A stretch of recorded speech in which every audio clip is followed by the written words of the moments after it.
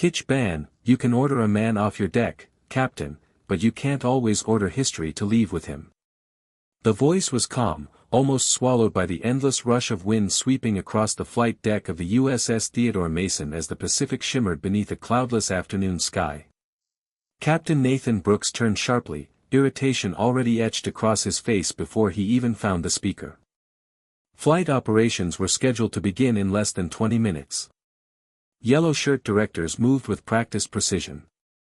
Deck crews inspected tie-down chains. The scent of jet fuel mixed with warm salt air while the distant whine of turbines floated across the carrier like a constant reminder that every second mattered. Then he saw him. An old man stood quietly near the safety markings at the edge of the deck, wearing faded denim jeans, worn leather boots, and an olive-green navy jacket that looked older than most sailors serving aboard the ship. His silver hair danced in the sea breeze. His hands rested comfortably inside his jacket pockets. Most unsettling of all, he wasn't watching the crew or the aircraft. His pale blue eyes remained fixed on the western horizon, as though waiting for something only he could see. Captain Brooks strode toward him with the brisk confidence of an officer accustomed to immediate obedience. Conversations slowed as nearby sailors noticed the encounter unfolding. "This is a restricted flight deck," Brooks said, his voice sharp enough to slice through the engine noise. "Who authorized you to be here?" The old man slowly shifted his attention from the horizon to the captain. His expression remained composed, untouched by surprise or fear.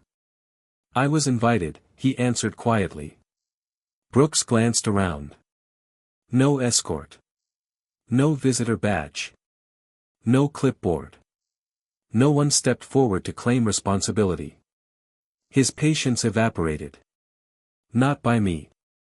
Several young officers exchanged amused glances.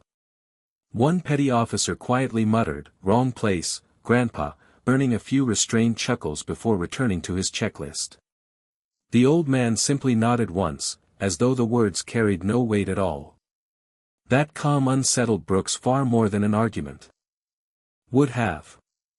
Most civilians apologized. Some complained. Others panicked. This man did none of those things. He merely looked back toward the horizon again. Brooks folded his arms. "Escort him off my deck." Two security sailors immediately approached, though they slowed instinctively as they drew closer. Something about the old man's posture resisted every expectation. His shoulders were relaxed. His breathing steady. He stood with the effortless balance of someone who had spent countless hours on moving steel beneath open skies. One of the sailors hesitated for the briefest moment before speaking. "Sir, we'll need you to come with us." The old man smiled faintly, not in defiance, but with the quiet patience of someone who had waded through storms far greater than this one. "Of course," he replied. As he turned toward the exit ladder, a gust of ocean wind lifted the edge of his weather jacket just enough for Lieutenant Ryan Cole to notice something stitched beneath the faded fabric. It wasn't colorful. It wasn't polished. It was an old embroidered patch so worn that most of its threads had nearly disappeared into the cloth. Ryan couldn't make out the symbol, but something about it tugged at a memory he couldn't quite reach. Before he could study it again, the jacket settled back into place, hiding the patch once more. Far above the endless blue water, beyond the visible horizon, an unfamiliar radio transmission quietly entered the carrier group's airspace. Samuel Carter walked without resistance, his boots producing slow, hollow echoes across the steel deck while the two security sailors remained half a step behind him. Neither man rushed him. Neither placed a hand on his shoulder. Somehow, it felt unnecessary. Around them, the controlled rhythm of flight operations resumed. Deck crews signaled to one another with crisp movements. Maintenance teams rolled equipment into position. The distant hum of auxiliary power units blended with the steady crash of waves against the carrier's massive hull. Yet Lieutenant Ryan Cole found himself watching the old veteran instead of the aircraft. Something about the quiet man refused to fit the picture everyone else seemed convinced they understood. Samuel paused briefly near the edge of the marked safety lane and lifted his eyes toward the western sky once again. The gesture lasted only a second before he continued walking, but Ryan noticed it immediately. It was not the look of someone admiring the ocean. It was the look of someone waiting for an arrival. Captain Nathan Brooks noticed it as well, though his interpretation was far different. "Keep moving," he called firmly. "Flight operations do not stop for visitors." Samuel gave a small nod without looking back. "They never should," he answered. His voice carried no bitterness. If anything, it sounded almost approving.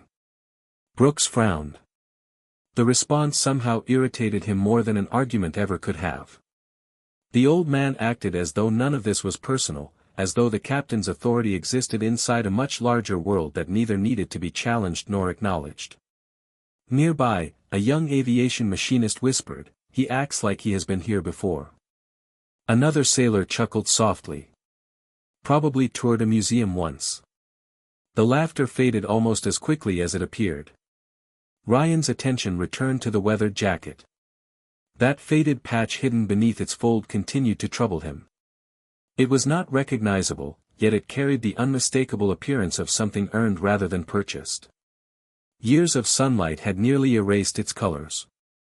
Countless washes had softened every thread. It looked less like decoration and more like memory stitched into cloth. Ryan quietly approached one of the carrier's oldest chief petty officers, a gray-haired sailor named Michael Donnelly, who had served nearly 3 decades at sea. "Chief," Ryan asked carefully, "have you ever seen that patch before?" Donnelly glanced toward Samuel's retreating figure. His expression changed so subtly that most people would have missed it. "No," he answered after a long pause.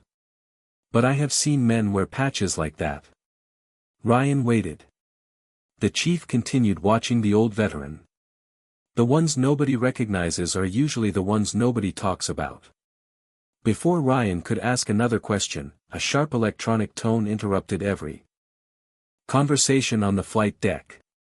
One of the air traffic controllers looked down at his headset, frowned, then adjusted the volume. "Control, repeat your transmission." Static answered first. Then a calm voice emerged through the speaker, clear despite the interference. "Inbound aircraft requesting approach." The controller immediately checked the digital flight schedule displayed on his tablet. Every scheduled arrival had already been accounted for. "Identify aircraft," he replied. A brief silence followed. The controller looked toward the horizon, confused. "Unknown aircraft," the voice answered. "Requesting immediate clearance." Captain Brooks stepped toward the communications station. "There are no authorized arrivals for another 90 minutes, he said firmly. "Tell them to remain outside the carrier group until proper clearance is granted."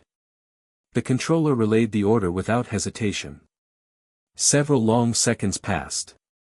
Then the radio crackled once more. The reply came in the same calm, unwavering voice. "Negative. Continuing inbound."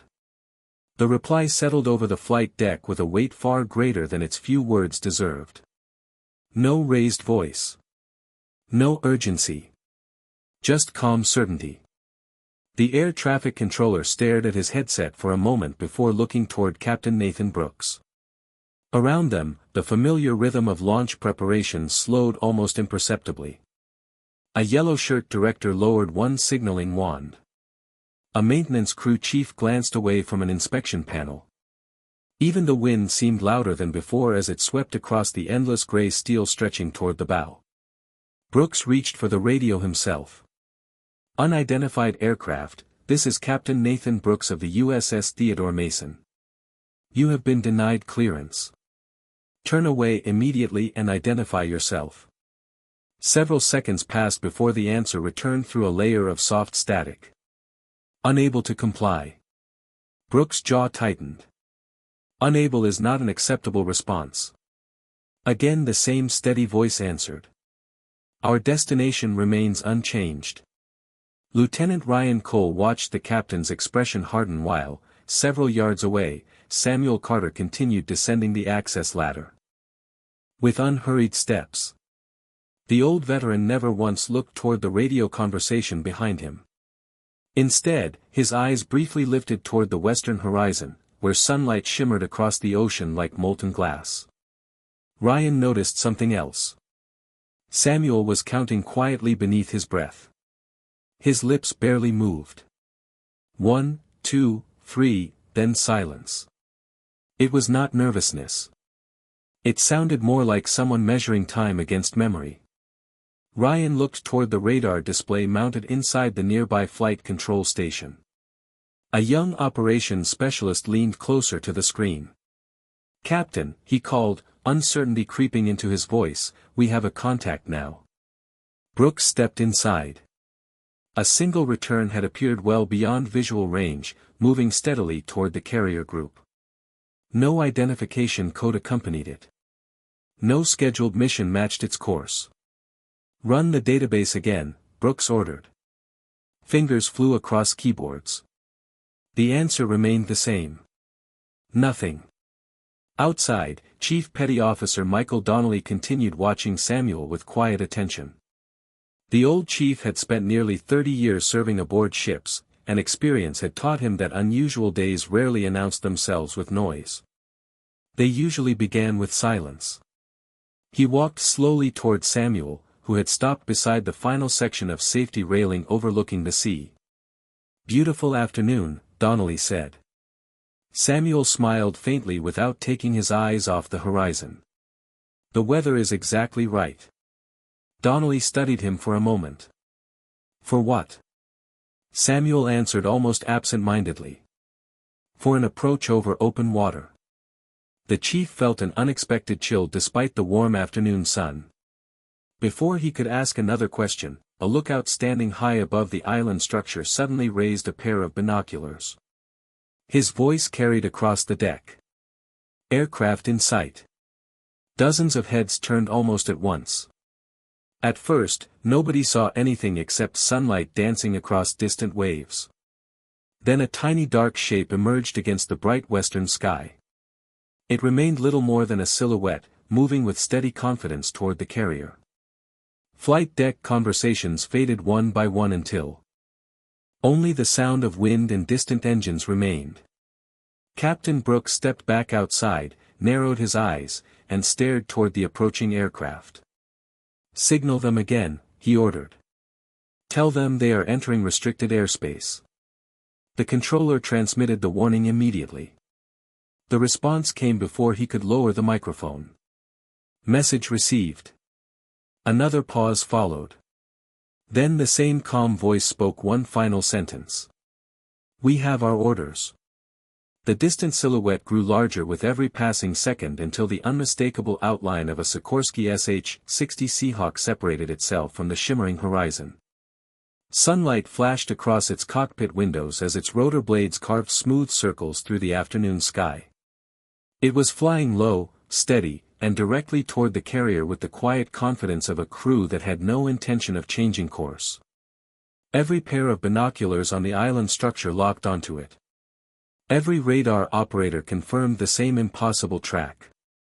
Captain Nathan Brooks folded his arms as frustration hardened into disbelief. "Signal them again," he ordered. "Advise them they are approaching an active flight deck without authorization." The controller transmitted the warning immediately. This time the answer came without even a second of hesitation. "Negative. Continuing approach." Brooks felt dozens of eyes drifting toward him. Authority aboard a carrier depended as much on certainty as rank, and uncertainty had begun spreading across the deck faster than the sea wind. Lieutenant Ryan Cole studied the approaching helicopter through a pair of binoculars. The aircraft carried standard Navy markings, but something about its flight profile felt unusual. There was no visible urgency. No emergency procedures. No wavering corrections. It flew with deliberate precision, as though every mile had already been planned long before anyone aboard the carrier realized it existed. Behind him, Chief Petty Officer Michael Donnelly quietly exhaled. "That crew knows exactly where they are going," he murmured. Ryan lowered the binoculars. "How can you tell?" Donnelly kept watching the helicopter. Because they are not looking for permission anymore. Near the safety railing, Samuel Carter remained exactly where he had stopped several moments earlier. His weathered jacket fluttered softly in the ocean breeze while his pale blue eyes followed the Seahawk's gradual approach. His expression never changed. He did not smile. He did not wave. He simply watched with the calm patience of someone greeting an old friend arriving precisely on time. Ryan could no longer ignore the growing feeling in his chest. He walked toward Samuel, slowing as he reached the old veteran's side. "Sir," he asked quietly, "were you expecting that helicopter?" Samuel looked toward him for the first time since leaving the center of the flight deck. The corners of his eyes carried decades of quiet experience, yet there was remarkable kindness behind them. "I was hoping they had not forgotten the route," he answered. Before Ryan could ask another question, a loud electronic tone echoed from the carrier's communication station. Another transmission had arrived, this one routed through a secure priority channel that almost never activated during routine flight operations. The communications officer immediately straightened in his chair. His face lost its color as he read the incoming authorization code displayed across his monitor. "Captain," he called carefully, "this transmission is encrypted at a command level above this vessel." Brooks walked inside without a word. He scanned the screen, expecting an explanation that would restore order to the afternoon. Instead he found only a short message consisting of a verified command authentication followed by a single instruction. "Do not interfere with inbound aircraft. Additional orders will follow." Brooks read the message twice before looking back toward the approaching Seahawk. For the first time that afternoon, he realized the situation was no longer entirely under his command.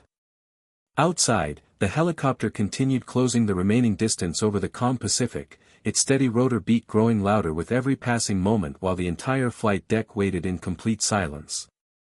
Captain Nathan Brooks stared at the secure command message one final time before lowering the tablet into the hands of the communications officer. The order was authentic. Every encryption key matched. Every verification code belonged to a level of command far beyond the authority of a carrier captain. Yet it explained nothing. It simply removed his ability to interfere. Around him, the atmosphere aboard the USS Theodore Mason had changed. Sailors who had spent years trusting routine now found themselves surrounded by uncertainty. The familiar confidence of a perfectly organized flight deck slowly gave way to quiet questions no one dared ask aloud. The steady rhythm of the approaching rotor blades drifted across the ocean, each pulse growing slightly louder than the last. Lieutenant Ryan Cole continued watching Samuel Carter. The old veteran had not moved an inch since stopping beside the safety railing. His weathered face remained calm beneath the warm afternoon sunlight. He did not glance toward the communications station. He did not look at Captain Brooks. His attention remained fixed on the helicopter, as though everything unfolding had already happened in his mind long before this day arrived. Ryan stepped closer. "Sir," he asked gently, "who is on that aircraft?" Samuel's eyes remained on the horizon for another moment before he answered. "Someone who still keeps promises." The word settled quietly between them. Ryan frowned. "Promises?" Samuel gave the faintest smile. "The kind people make when they are young and hope they will never be tested." Before Ryan could ask another question, Chief Petty Officer Michael Donnelly approached with slow, thoughtful steps. Years at sea had taught him to recognize moments that would someday become stories repeated across generations. This felt exactly like one of them. He looked toward Samuel and spoke with genuine respect. "Have you served aboard a carrier before?" Samuel nodded once. "A long time ago." "Which one?" Donnelly asked. Samuel's smile widened only slightly. "She has been gone for many years." The chief noticed that the old veteran never offered names unless someone truly needed them.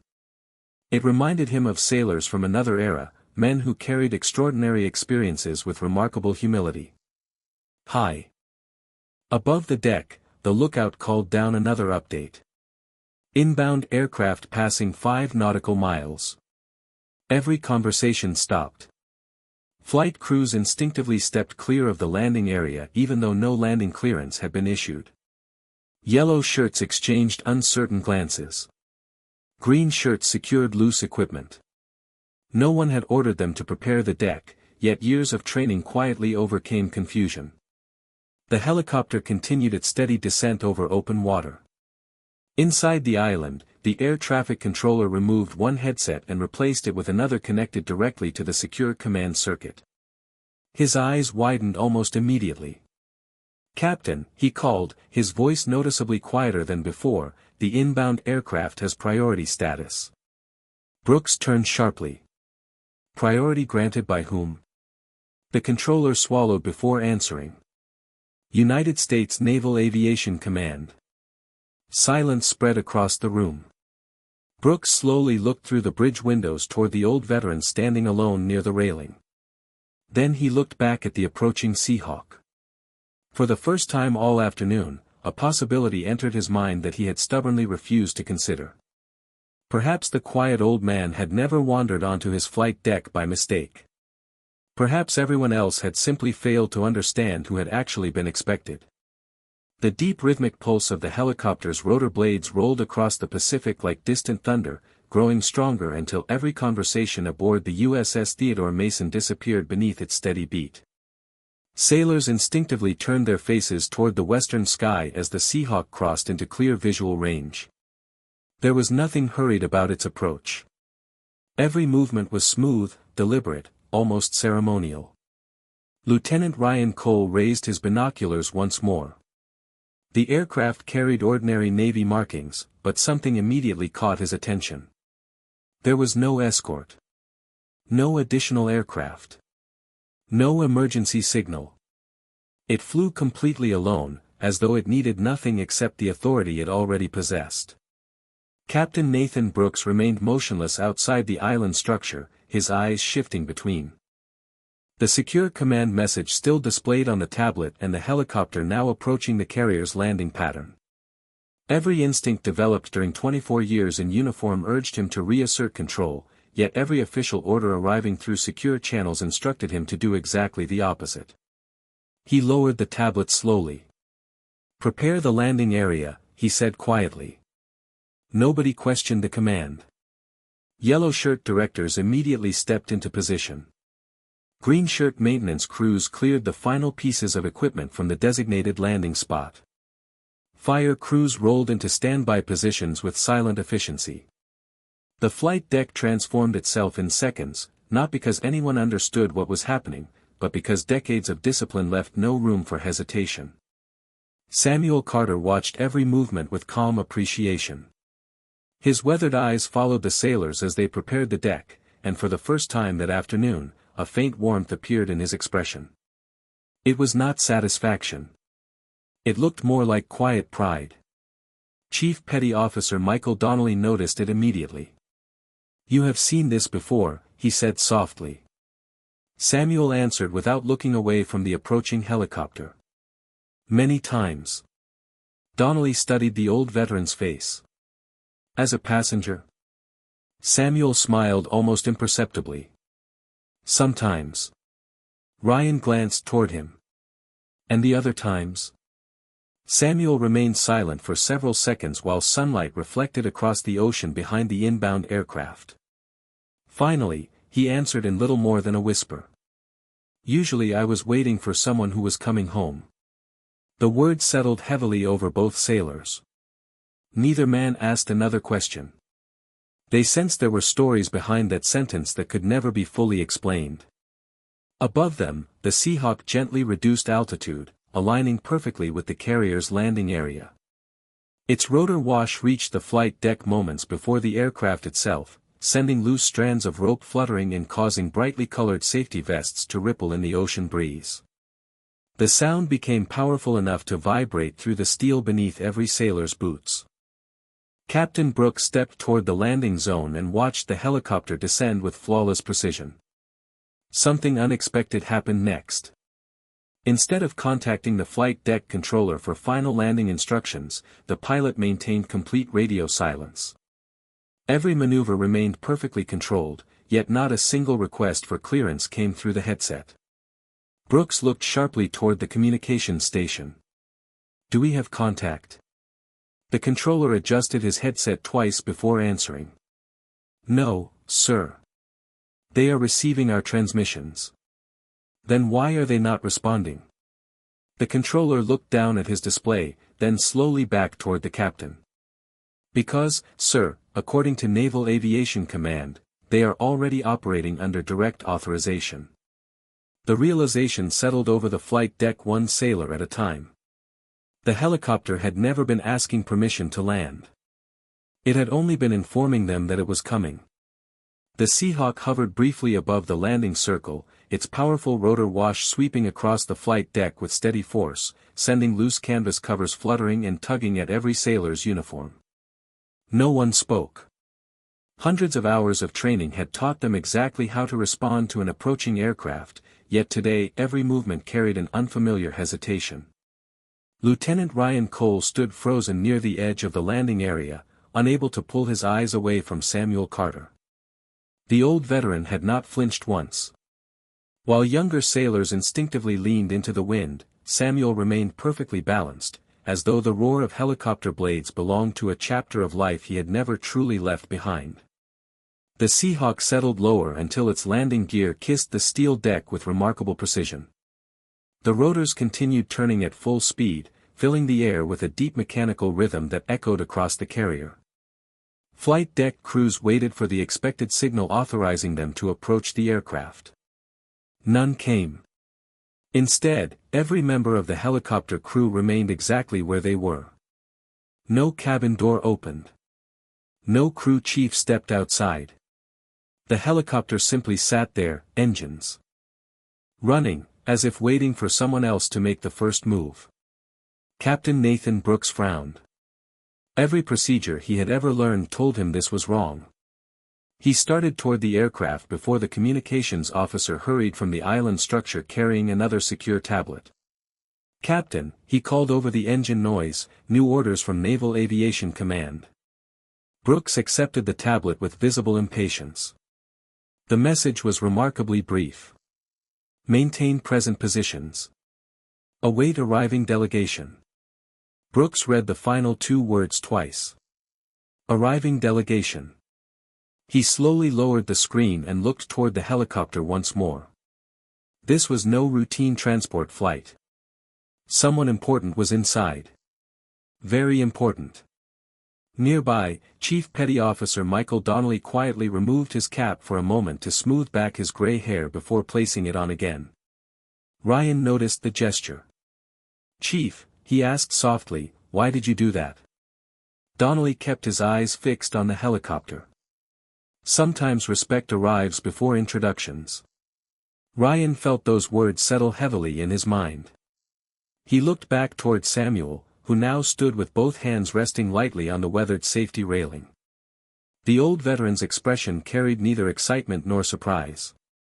Only quiet patience. It was the look of a man who had waited many years for a promise to reach its destination. The wind shifted slightly, carrying with it the scent of salt water and aviation fuel.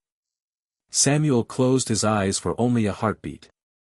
The rhythmic sound of spinning rotor blades seemed to dissolve into another memory. Suddenly he was no longer standing aboard a modern aircraft carrier. He was a much younger man standing on the deck of an aging naval support ship decades earlier beneath a gray morning sky. Another helicopter had approached then, its blades cutting through heavy coastal fog while exhausted sailors lined the deck in complete silence. A young naval aviator had climbed out carrying nothing except gratitude written across his face. Before leaving, the young officer had shaken Samuel's hand with remarkable sincerity. "If I ever have the authority," he had said quietly, "I will come back for you. Myself." The memory disappeared as quickly as it had arrived. Samuel opened his eyes and looked once again at the Seahawk resting only yards away. His faint smile returned, almost hidden beneath the lines time had written across his face. Without taking his eyes off the helicopter, He whispered so softly that only Ryan, standing beside him, could hear the words. He kept his promise. For several long moments, nothing happened. The Seahawk remained motionless at the center of the landing circle while its engines continued their steady rhythm. Every sailor aboard the USS Theodore Mason waited for the cabin door to open, yet no one emerged. The silence became strangely powerful. Even Captain Nathan Brooks found himself standing perfectly still, his eyes fixed on the aircraft as though expecting the next few seconds to answer questions that military procedure never could. Lieutenant Ryan Cole looked toward Samuel Carter once more. The old veteran's gaze never left the helicopter. There was no anxiety in his face, only quiet certainty. Ryan finally understood that Samuel had never doubted anyone would come. He had simply known they would arrive exactly when they were supposed to. A sudden metallic click broke the silence. The cabin door slowly slid open. Instead of a crew chief stepping onto the deck first, a polished black leather shoe appeared at the edge of the doorway. Then another. A tall white naval officer in his early 60s descended the aircraft with measured confidence, wearing the crisp dress uniform of a rear admiral. Every ribbon on his chest reflected the afternoon sunlight, yet he paid no attention to the dozens of stunned sailors watching him. His eyes searched the flight deck only once before immediately settling on Samuel Carter. Captain Brooks instinctively stepped forward. "Admiral, welcome aboard. I was not informed that." The rear admiral gently raised one hand without taking his eyes off Samuel. Brooks stopped speaking immediately.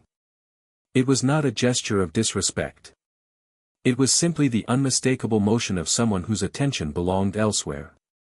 The admiral walked across the steel deck at an unhurried pace. Sailors quietly moved aside without being instructed. The sound of polished shoes against steel echoed beneath the fading rotor wash. Lieutenant Ryan Cole felt his heartbeat quicken.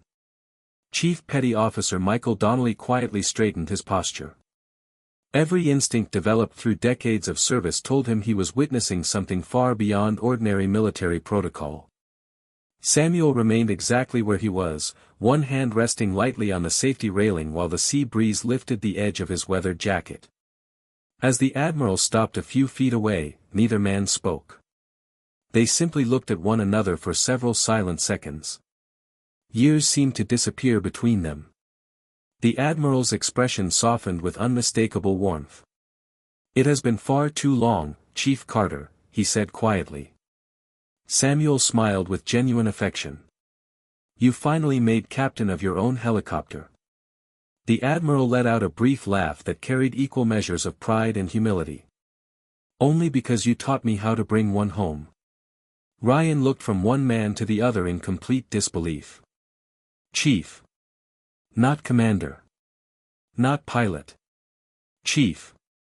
The old veteran standing in faded jeans had once been the chief who trained a man now wearing the stars of a rear admiral. The realization spread silently across the flight deck as sailors exchanged astonished glances. Captain Brooks felt every assumption he had made that afternoon begin to crumble. The admiral took one final step forward and extended both hands. Samuel accepted them without hesitation. There was no dramatic speech. No ceremony. Just two sailors separated by decades, reunited by a promise that had survived time, distance, and rank. Then, before anyone expected it, the rear admiral stepped back, came sharply to attention, and rendered a flawless hand salute directly to the quiet old veteran while every person on the flight deck stood frozen in absolute silence. The salute remained suspended in the warm afternoon air for several long seconds, untouched by conversation or movement. The steady rhythm of the Seahawk's rotor blades continued overhead, yet somehow it seemed quieter now, as though even the machine understood the significance of the moment. Unfolding on the flight deck. Samuel Carter slowly raised his own weathered hand and returned the salute with calm precision. There was nothing hurried about the gesture. Every movement carried decades of discipline that age had never managed to erase. Rear Admiral Daniel Whitmore held the salute until Samuel's hand lowered again. Only then did he relax his posture, his expression marked not by authority but by unmistakable gratitude. "You still do it exactly the same way," the admiral said with a warm smile. Samuel gave a quiet shrug. "Some habits are worth keeping."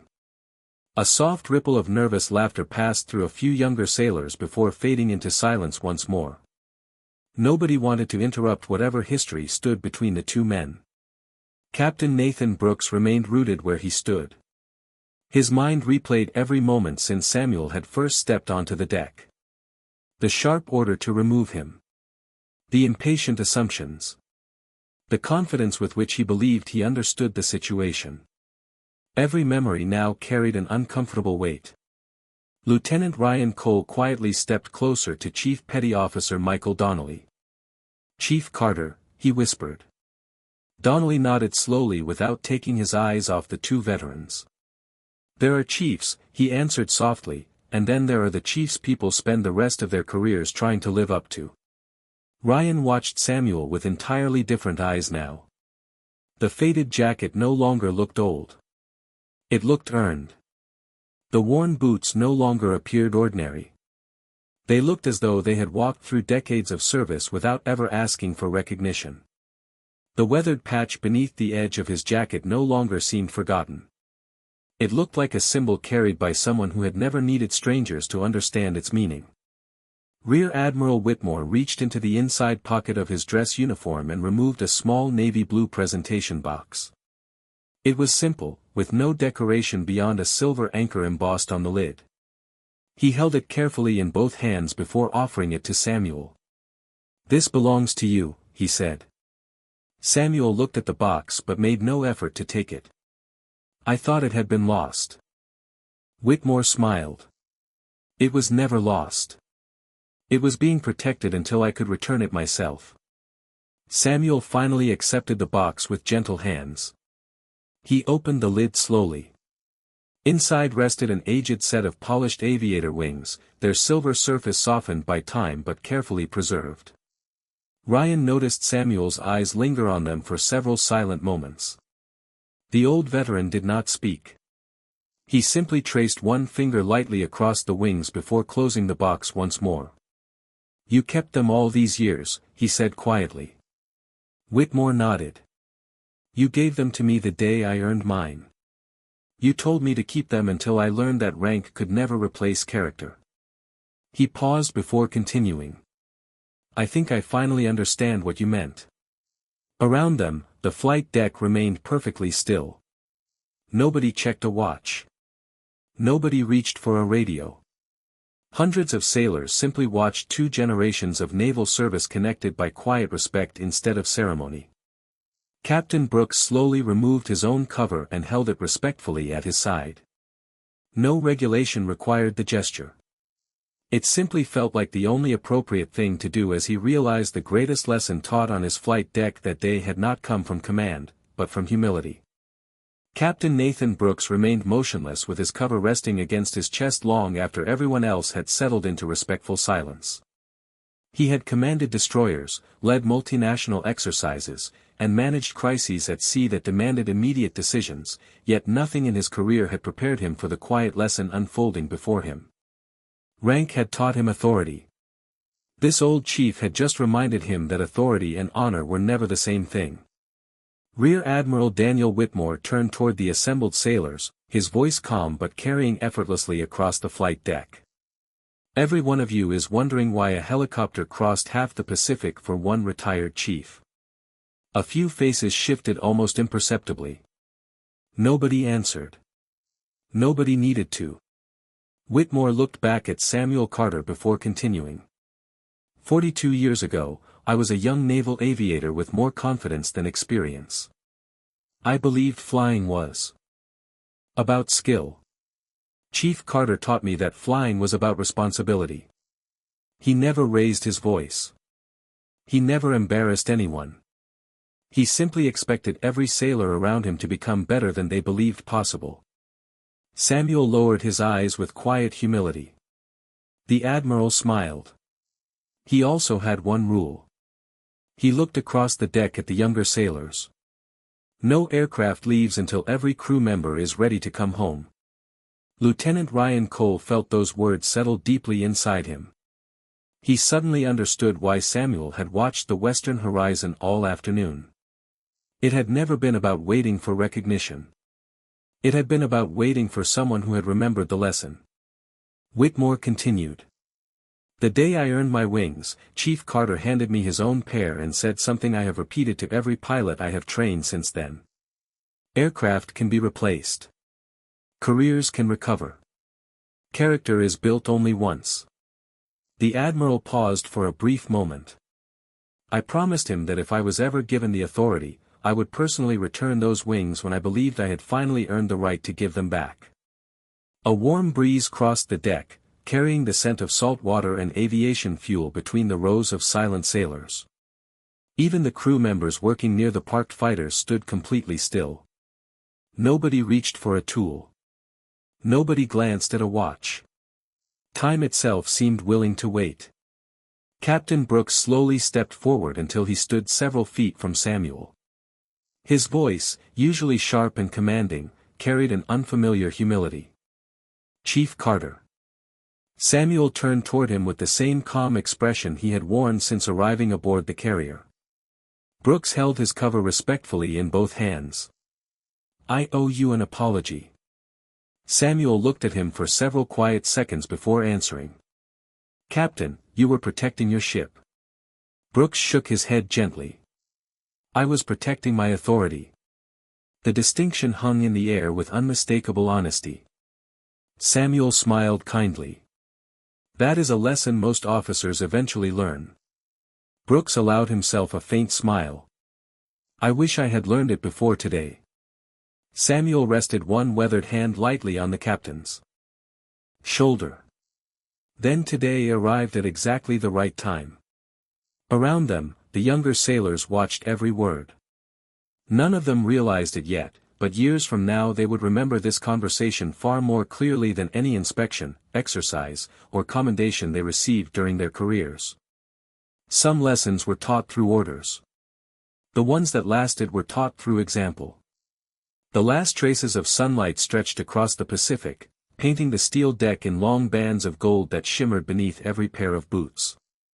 The Seahawk's engines finally began to slow, the steady rhythm of its rotor blades fading into the evening breeze until the carrier was filled with a silence unlike any Captain Nathan Brooks had experienced during his years at sea. It was not the silence of uncertainty anymore. It was the silence that followed understanding. Rear Admiral Daniel Whitmore glanced toward the helicopter before looking back at Samuel Carter. There is one more thing, he said quietly. Samuel raised an eyebrow with a faint smile. There usually is. The Admiral nodded toward the flight deck crew. Would you walk with me?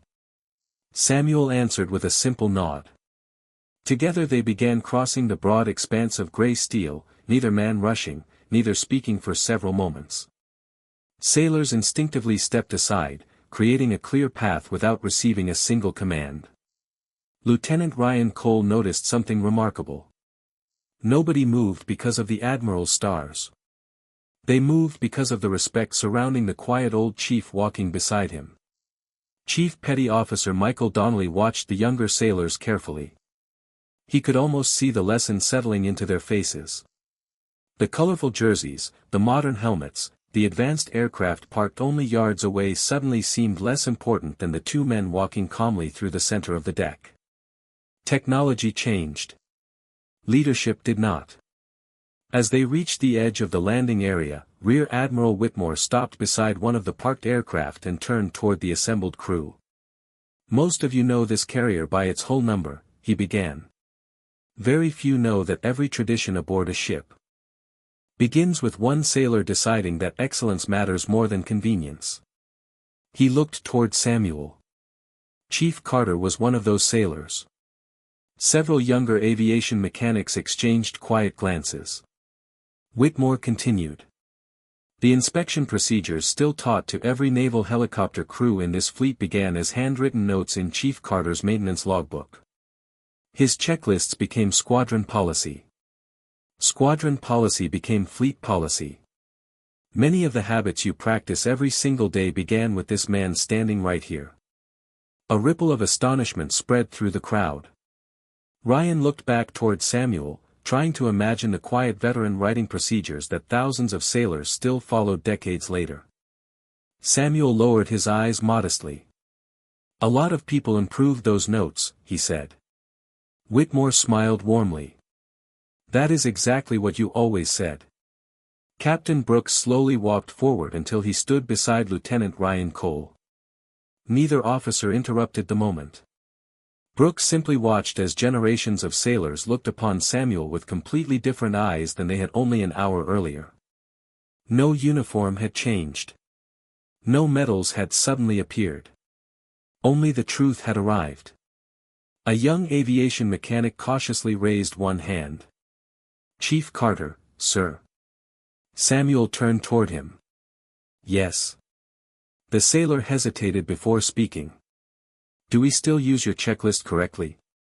Samuel looked toward the parked helicopters lined neatly along the deck. He listened to the distant waves striking the hull below, breathed in the familiar scent of salt air and aviation fuel, then smiled with quiet satisfaction. "Judging by every aircraft I saw waiting safely on this deck today," he answered gently, "I would say all of you have taken much better care of it than I ever could have hoped." The evening sun settled lower against the horizon, casting the Pacific in deep shades of amber and blue while the last traces of rotor noise disappeared into the open sea.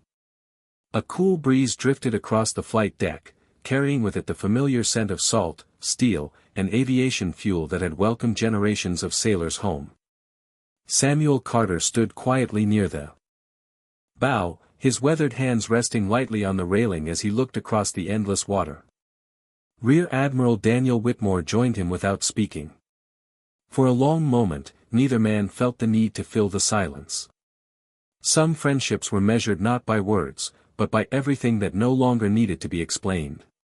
Behind them, the crew slowly resumed their duties, but something fundamental had changed.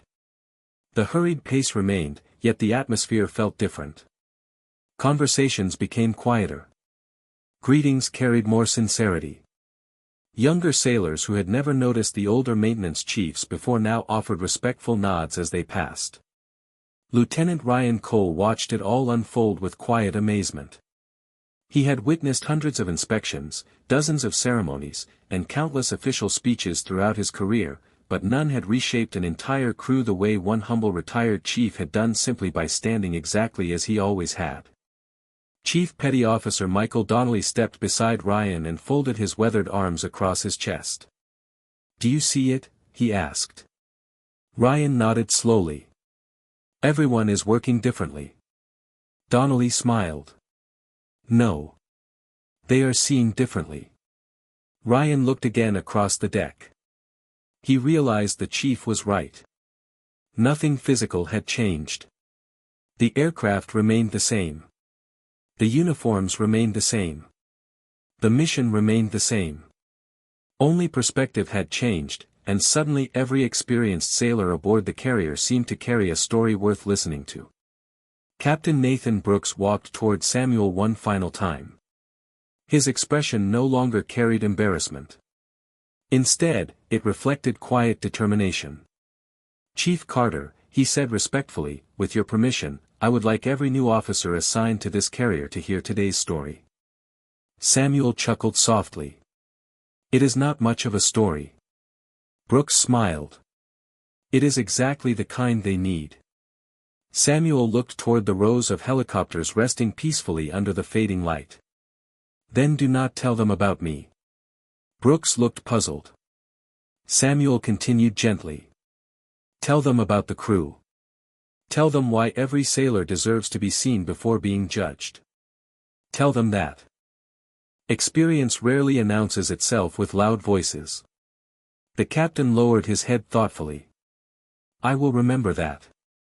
Rear Admiral Whitmore reached into his pocket once more and removed a small folded piece of paper, its edges softened by decades of careful keeping. He handed it to Samuel without a word. Samuel unfolded it slowly. Inside was an aging photograph taken many years earlier on the deck of another Navy ship. A much younger Samuel stood surrounded by smiling flight crew members, one hand resting on the shoulder of a young aviator whose grin reflected limitless ambition. Samuel smiled as he recognized the face immediately.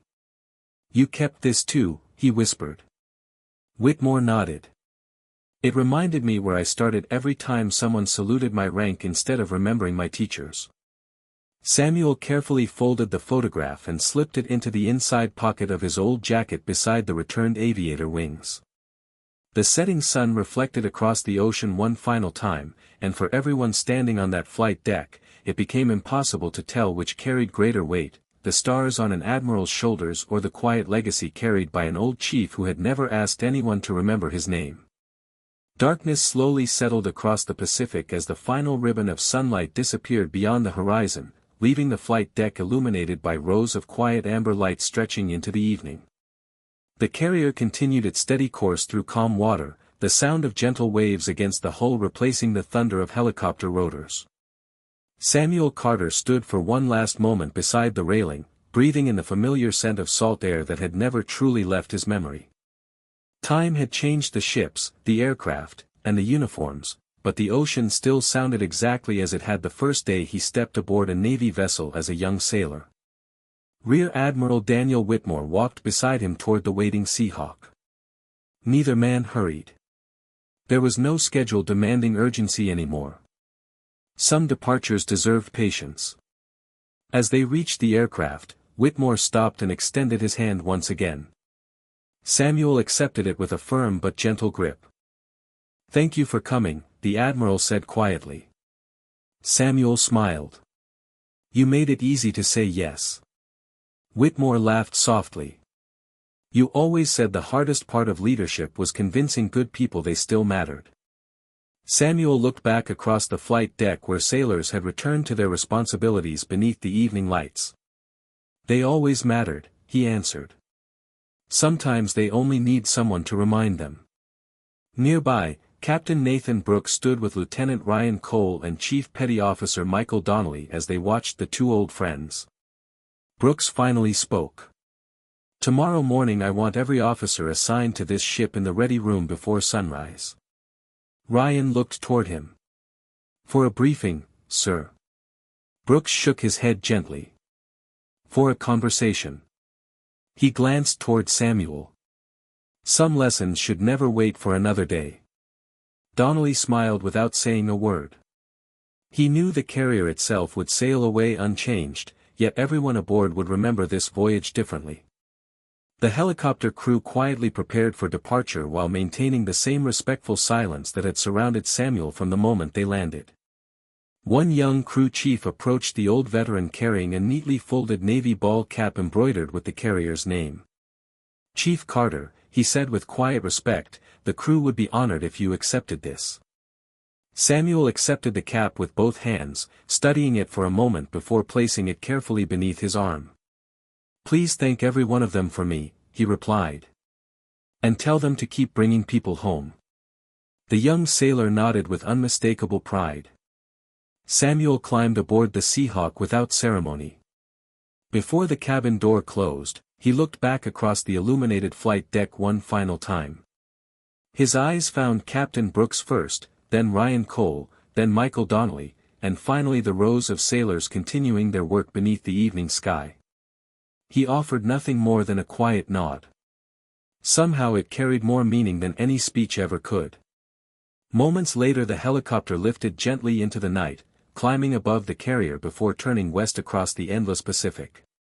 Every sailor on the deck watched until its navigation lights became tiny stars against the dark horizon. Captain Brooks remained standing long after the aircraft disappeared from sight. At last he placed his cover back on his head, looked across the flight deck, and noticed something he had overlooked all afternoon. Every sailor he passed now greeted the oldest members of the crew first. No order had been given. No regulation had been changed. Respect had simply found its way home. And somewhere beyond the horizon, an old chief carried nothing more than a faded photograph, a pair of returned aviator wings, and the quiet satisfaction of knowing that the greatest legacy a sailor could ever leave behind was never written on a uniform. It was written in the people who chose to become better because they had known him.